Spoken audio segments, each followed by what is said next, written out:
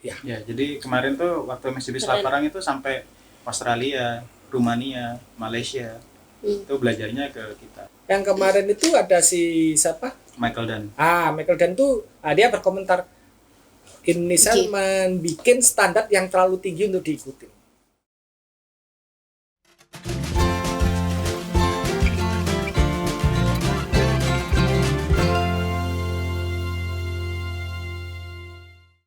Halo Tribuners, kita jumpa lagi di bincang tribunlombok.com bersama saya Laila Tuniam, jurnalis tribunlombok.com. Hari ini kita akan berbincang dengan narasumber ini yang terlibat dalam berbagai event internasional yang terselenggara di Nusa Tenggara Barat. Tapi kita bukan berbicara tentang official yang menyelenggarakan atau yang berperan langsung dalam race, tapi ada sesuatu hal yang penting, ada pihak yang penting yang terlibat di balik layar, yaitu tim medis tentunya. Di sini sudah ada bersama kami para dokter atau tim medis yang terlibat dalam event internasional tersebut seperti MotoGP, MXGP, kemudian terakhir kemarin ada Shell Eco Marathon 2023. Kita akan berbincang, kita akan membahas NTB Medex ini sepenting apa sih untuk event-event internasional, kemudian apa sih sebenarnya yang ditangani oleh NTB Medex. Kita langsung saja, di sini sudah hadir bersama kami narasumber Dr. Eko Widya Nugroho dan Dr. Rahmat Abadi di sini. Selamat datang Pak Dokter, terima kasih sudah hadir di bincang tribunlombok.com. Mungkin langsung saja Pak Dokter boleh dijawab mungkin dari Dr. Eko. Sebenarnya NTB Medex ini tuh tim medis yang melayani apa di event internasional? Ya. Jadi mestinya setiap event yang melibatkan masyarakat banyak pengumpulan massa itu kan punya resiko medis tersendiri. Betul. Atau kegiatan-kegiatan yang beresiko seperti contohnya olahraga. Beberapa olahraga itu ada yang kalau dari spesialis kedokteran olahraga udah di grading nih. Ini resiko tinggi, resiko medium, resiko sedang, tidak beresiko, ya kan? Jadi kadang tidak semua olahraga itu sama resikonya. Misalkan bridge itu tidak beresiko. Balapan motor itu resiko tinggi. Di mana event-event tersebut perlu dipastikan keamanannya, baik untuk pelaku yaitu olahragawannya, peserta maupun yang datang penontonnya. Disitulah NTB Medex berperan untuk membuat sistem layanan medis pada event-event tersebut sehingga menjamin keamanan baik itu pelakunya maupun penontonnya. Itu. Berarti NTB Medex ini layanan medis yang menjamin semua yang terlibat dalam event tersebut, baik itu kru official maupun peserta atau pengunjung yang datang ke event itu. NTB Medex dari tahun berapa Pak Dokter? 2021 event WSBK pertama kali 2021 yaitu kan event internasional, di mana kan untuk salah satu syarat untuk event itu diselenggarakan harus tersedia layanan medis yang istilahnya sudah terpercaya, sudah ada standarnya dari mereka. FIM itu sudah mengeluarkan standar, harus misalkan ambulannya harus punya perlengkapan sekian ini, kemudian nanti layanan mini klinik di lapangan harus ada ini itu sudah ada listnya, tenaganya harus kualifikasinya seperti ini. Jadi di situ tentu saja tidak bisa seperti kalau kita ngadakan 17 Agustus dan tim medis datang kemudian enggak, itu ada standarnya. Di situ kita mulai menata suatu tim yang bisa istilahnya sesuai standar yang diharapkan oleh internasional event-event. Berarti NTB Medex ini sudah standar internasional, layanan medis standar internasional. Iya. Dari 2021 kemudian event internasional yang pertama ditangani WSBK 2021. Oke. Itu apa kegawatan yang dilayani? Jelas pada waktu itu kita punya dua sisi ya. Satu, tim medis itu kita bagi dua, Medex waktu itu yang bekerja. Ada tim yang untuk menangani lombanya, balapnya itu. Jadi itu harus dipisahkan. Kemudian juga untuk tim medis yang menangani penontonnya. Jadi ada dua. Untuk tim medis yang untuk menangani balapnya kita sebut tuh ring 1 itu ada tim tersendiri, mulai dari tim yang berjaga di lapangan, ambulan, kemudian tim reaksi cepatnya, kemudian tim yang ada di mini medical centernya, kemudian juga rumah sakit rujukannya. Kemudian yang di tim lapangan itu tim ya yang tuh bisa menghandle, kalau nggak salah di WSBK 2021 berapa penonton ya? Itu 60 ya? 60.000. 60.000. Itu bisa tercover oleh NTB Medex. Tercover. Kita harus bisa menjamin itu. Dan dari pelayanan medis NTB Medex di WSBK itu kemudian dipercaya lagi di MotoGP, kemudian terakhir kemarin di SL Eco Marathon. Iya, ya saya kira karena bukan maksudnya karena gini, yang sudah ada emang ya di NTB Medex ini di mana di Nusa Tenggara Barat. Ya pastilah kalau event internasional kemungkinan besarnya adalah ke NTB Medex. Ada kemungkinan nggak NTB Medex nanti dipakai di luar dari wilayah NTB? Sangat mungkin.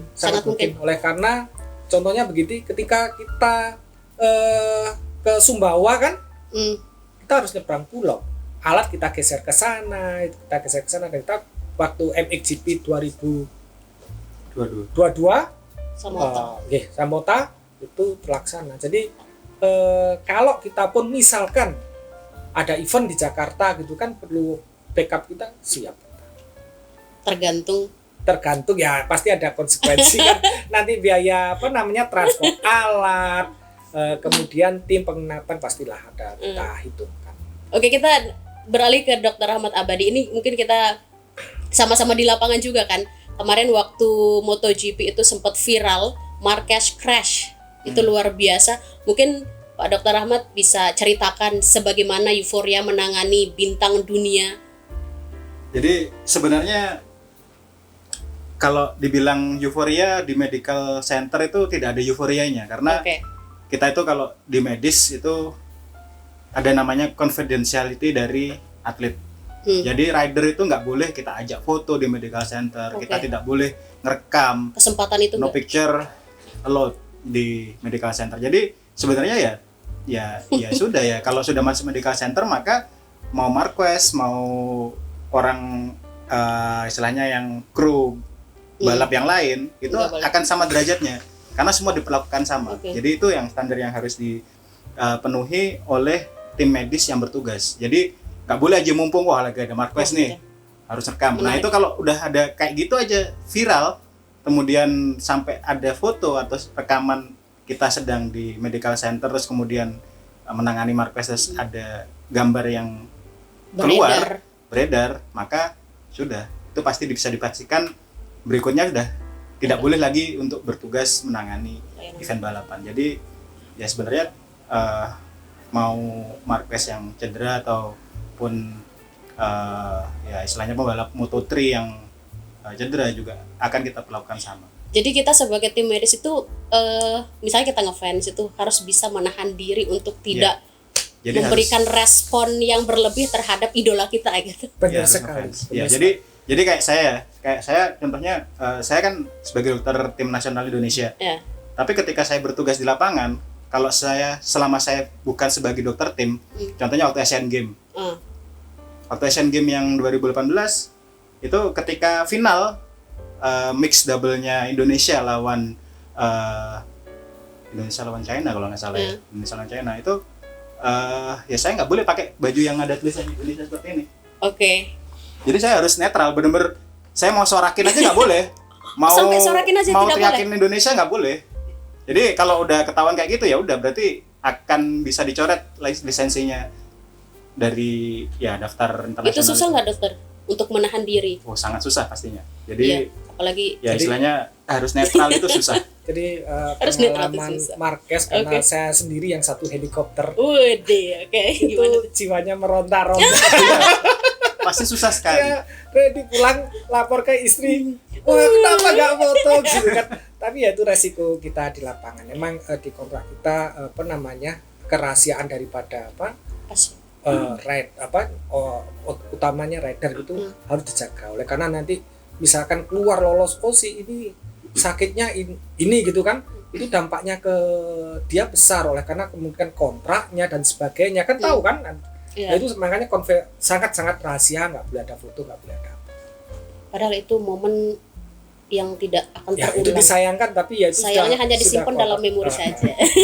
Sudah terlihat. Saya satu helikopter bersama itu tidak bisa ngapain sudah. Hanya bisa memandang, dokter. Ya. Iya lah. Dan juga termasuk sampai tidak boleh mengeluarkan statement apapun.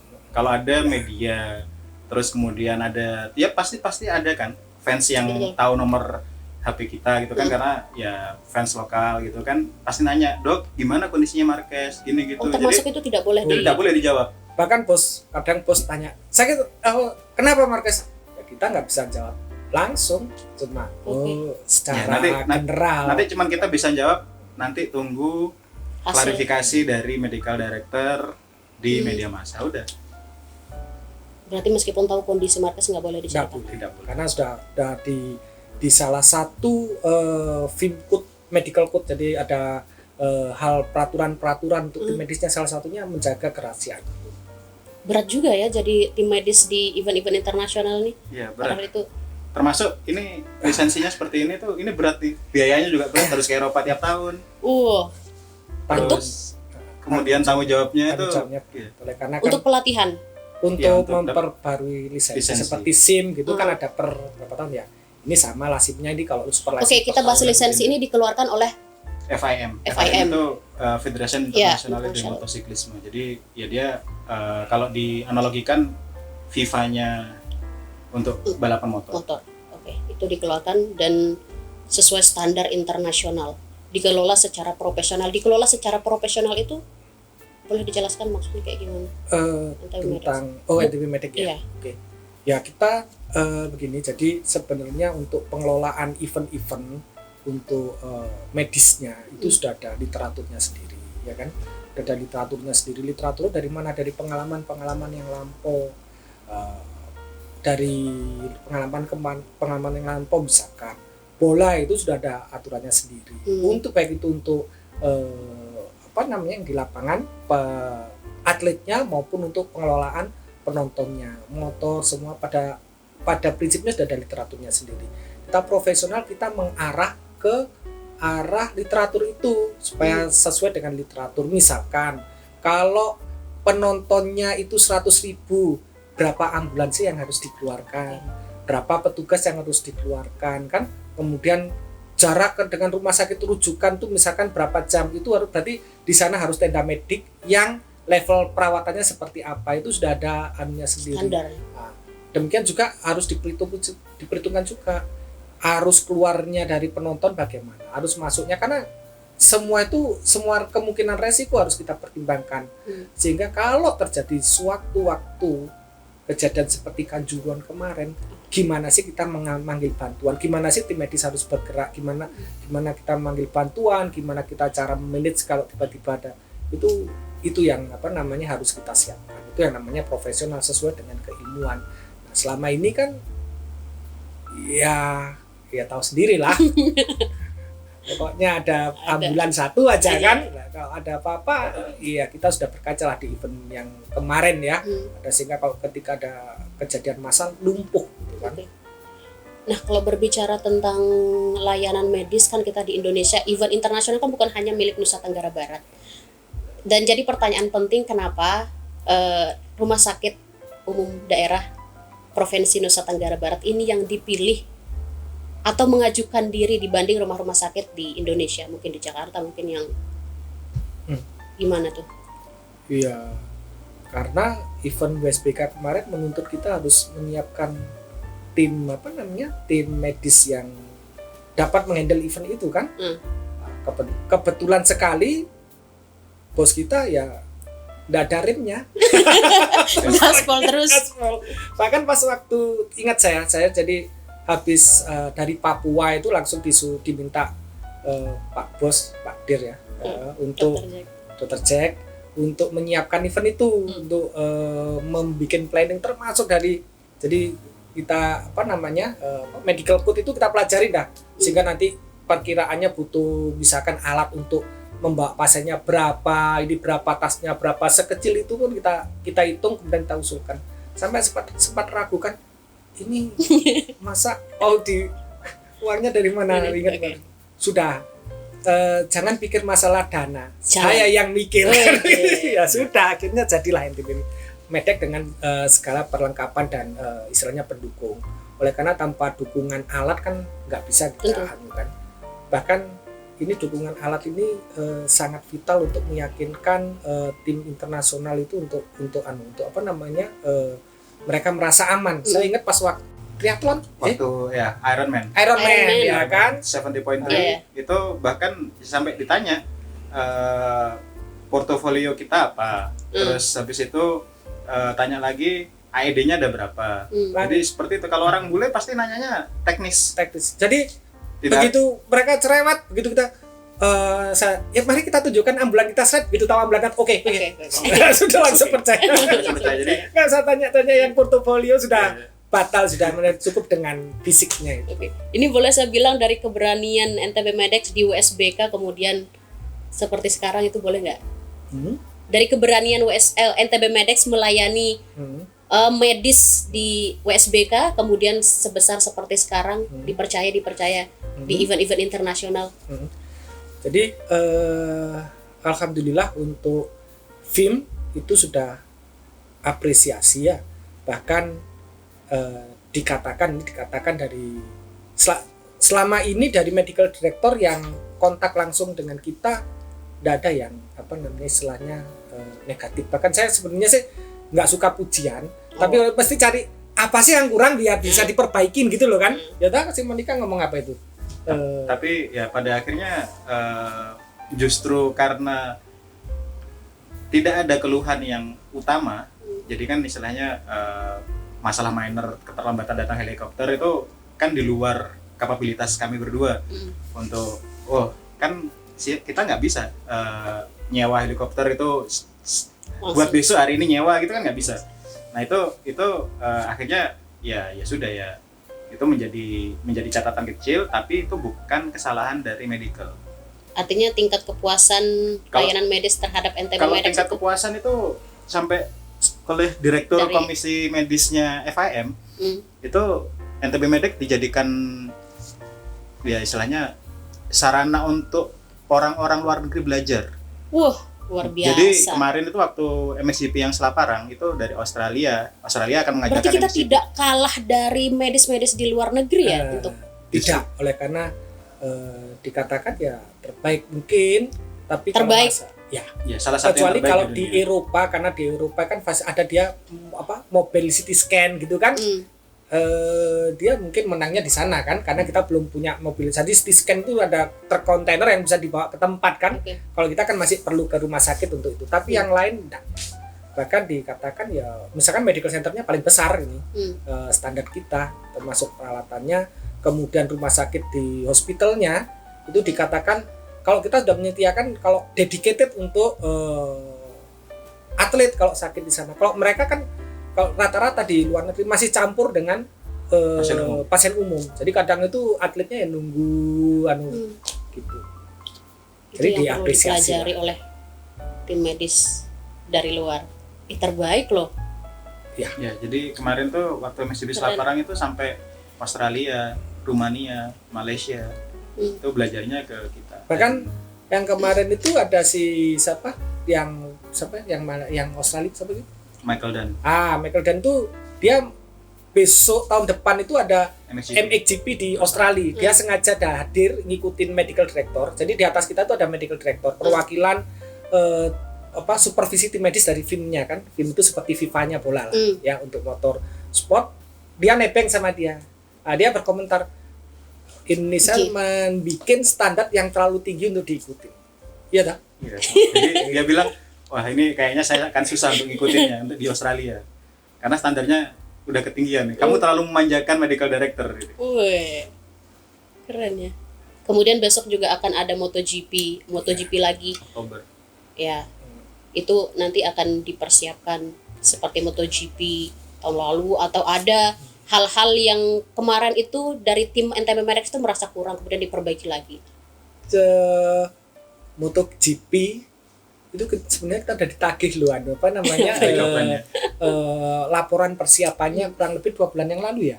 Ya, sejak 2 bulan Tapi yang karena kan di aturannya itu paling lambat 2 bulan kan, dan 20 hari. ini banyak event 2 bulan, 60 hari, Iya, 60 hari.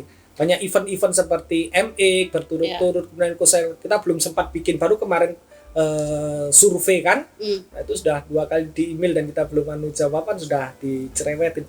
Yang paling tinggi tingkat kerewelannya ya, kecerewetannya itu ya di MotoGP gitu.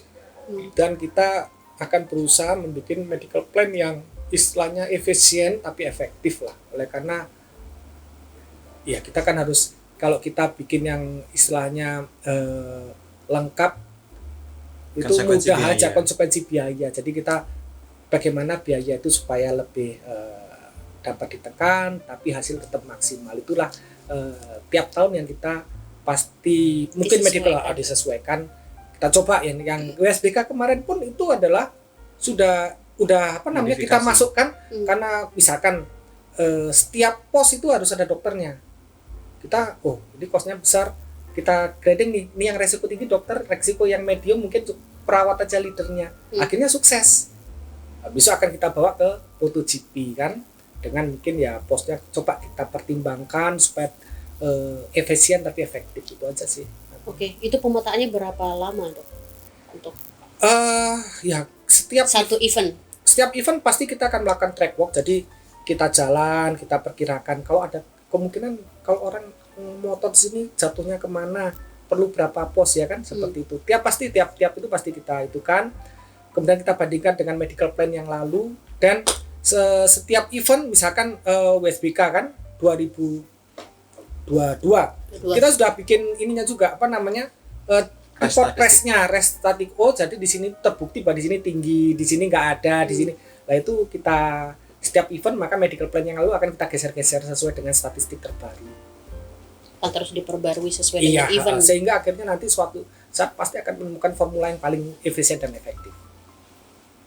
Ini masih dalam proses berarti. Ya, setiap event tuh pasti ada proses kan, ada pembelajaran yang harus kita petik. Termasuk contohnya hal yang simple aja. Dulu kita nggak mikir, dulu kita pernah mikir kok cowok semua sih, mana ceweknya, kan kita pingin lah ya seperti istilah di Indonesia tuh gender. Ternyata masih belum bisa. Ya karena fisik kan istilahnya juga dominan kan. Bagaimana dia harus mengangkat rider ini, jangan sampai di tengah jalan karena fisik harus jatuh kan, jadi candaan seluruh dunia kan. Nah itu akhirnya kemudian kita kegawatan 2 kali itu. Kemudian udah jatuh lagi. Iya, pernah terjadi di Malaysia kan. Di Malaysia kan sampai menjadi jadi lucu tapi fatal itu. Ya, Simoncelli kan. Nah kemudian juga ternyata setelah pengalaman, satu pos itu tinggi sama berat badan harus sama, soalnya kalau tinggi sebelah nanti kan nggak imbang. Sedetail itu berarti ya pemetaan medik. Itu kita dapatkan dari pengalaman. Kalau pertama kali kita nggak mikir ini kira-kira mampu, istilahnya pengalaman emergensinya bagus nih di UGD, dianukan tugasnya kita anukan, terus kemudian kita amati, ini kok hampir jatuh ini ya kan, kita waktu enggak kita analisa nggak seimbang. Kadang jenis long span board papan yang itu lubangnya di mana itu juga pengaruh, karena misalkan ada yang kalau 3 orang dia ngangkatnya harus begini, nggak jenis long span boardnya beda-beda. Ada yang bisa diangkat 3 orang mungkin safe, 4 harus yang 4 orang itu juga pengaruh. Makanya di setiap event itu pasti ada pembelajaran yang harus kita untuk perbaikan ke depan. Oke. Untuk lisensi yang saya punya ini boleh ditunjukkan ke kamera Pak? Jadi atau ada hal rahasia? Ada QR yang tidak memungkinkan untuk ini dipalsu, karena QR ini ketika di-scan akan masuk ke situsnya FIM. Terus kemudian di situ akan ada riwayatnya, aktif tanggal berapa hingga tanggal berapa, terus kemudian ikut seminar lisensi terakhir di mana, terus kemudian juga termasuk berasal dari negara mana. Nah itu kalau di Indonesia untuk super license ini, super license ini paling tinggi grade-nya. Super license paling tinggi. Ada berapa grade tuh? Ada grade yang license biasa. License reguler ini untuk pelaksanaan Dokter boleh lihat MXGP. nggak? Jadi yang WSBK sama MotoGP itu butuh Super super license. Selain itu license biasa. Regular license. Kayak Shell Eco Marathon berarti Oh, Selection Marathon bukan Beda, karena dia bisa. ini khusus untuk motorsport. oke. Jadi nanti ketika F1 mau ada di Mandalika ya berarti kami harus nyari yang License FIA. yang mobil. Mobil. Jadi ini untuk FIM ini untuk yang super license di Indonesia cuma kami berdua yang punya. Kalau kemarin yang ikut super license bertiga. Cuma akhirnya memang waktu kan syaratnya dia tetap diakui sebagai aktif itu adalah aktif menangani balapannya. Nah jadi meskipun Pak Direktur dapat tapi karena Yang tidak terlibat terlibat langsung. langsung maka di list daftar dari FIM-nya yang diakui cuma 2. 2. Berarti 2 dokter, Dokter Eko dan Dokter Rahmat Abadi yang memiliki license yang menangani medis event internasional di Nusa Tenggara Barat. Indonesia. Indonesia. Iya. Jadi meskipun nanti katakanlah balapannya di Semarang ya pasti orang FIM-nya akan minta kami berdua untuk yang Yang diakuin kita pegang di berdua. sana. Di Indonesia ada nggak informasinya yang memiliki license yang sama seperti Nggak itu? Nggak ada. Yang motor ya ini kalau license ini untuk motor balap motor Iya, balap motor. internasional kita bisa Izin bukan pertama sebenarnya. Iya. Jadi 2 orang Dulu. pertama. Enggak, ya bukan Dulu ada pertama. Kalau Bukan di pertama. NTB Dulu mungkin ya. pertama. kalau di NTB Kalau di Indonesia ada siapa pertama dulu ya? ada Dokter Simangunsong, terus sudah almarhum, terus ada Dokter Stephen dan siapa lagi tuh dokter yang cewek itu lupa namanya. Jadi kalau dapat license itu kalau ada ada event motor internasional mereka nggak mau tahu yang punya SIM ya yang punya Betul. license ini. Jadi kalau misalkan ada balapan motor misalkan MXGP besok di mana ya misalkan di luar Jawa di luar NTB gitu ya misalkan contohnya Kalimantan lah ya kemudian pihak sana ini yang jadi nanti CMO-nya pihak filmnya nggak mau harus yang sudah diakui oleh mereka yaitu yang dikasih SIM oleh mereka yang punya license itu. Bahwa orang yang menguasai medical code dan mampu menerapkannya serta mampu berkomunikasi dengan orang lokal yang bisa menyediakan alat-alat kesehatan sesuai standar itu maka akan dipercaya sebagai chief medical officer. Jadi dia punya kemampuan manajerial, kemampuan komunikasi dan juga tentunya harus punya surat tanda registrasi dokter aktif. Nah itu merupakan 3 syarat utama. Selain syarat tambahan harus sudah berkecimpung di bidang motorsport setidaknya 2 atau 3 race. Oke. Itu tanggung jawabnya kan nggak main-main ya Pak Dokter. Gimana memegang tanggung jawab memiliki license yang Ya pada tidak prinsip mudah? ya ketika kita ditunjuk kita harus memastikan bahwa kita harus siap kalau segala kejadian harus siap kalau ada kejadian crash ketika balap terjadi kita harus bisa memilih dengan baik. Jadi contohnya aja misalkan ya ketika misalkan di event Mandalika ini itu begitu terjadi crash kita harus bisa mengeluarkan rider itu di bawah 2 menit. Di bawah 2 menit. Ya. Dari kita crash, petugas ke sana diangkut kemudian sampai keluar bersih sampai bersembunyi di balik tembok. Oleh karena bayangkan begini aja. 1 lap, 1 putaran itu kurang lebih catatannya 1 menit 39 detik. Bayangkan begitu kalau kita lama di sana pelan jalannya itu kan udah mau ditabrak dengan rombongan kan setiap orang kan beresiko sehingga bahkan 2 menit itu kalau udah lama. Kalau sudah di risk control begitu lama sudah dah dicaci 1 orang. Kenapa medik lama itu sudah stresnya di sana. Jadi karena risikonya kan kalau lama maka harus dikibarkan bendera merah. Red flag itu berarti race berhenti otomatis satelit ini kan tetap bayar nyewanya untuk siaran hak siar dan segala macam iklan segala macam pasti akan menuntut. Ya di situ kerugian. Satu itu dari ekonomi, kedua juga berbahaya untuk petugas medis, Betul. rider yang injury sama rider yang mau lewat, karena begitu terus kemudian ada konsentrasi dia sudah juga Ya. terganggu kan. Berarti sepenting itu ya. Iya, sepenting itu.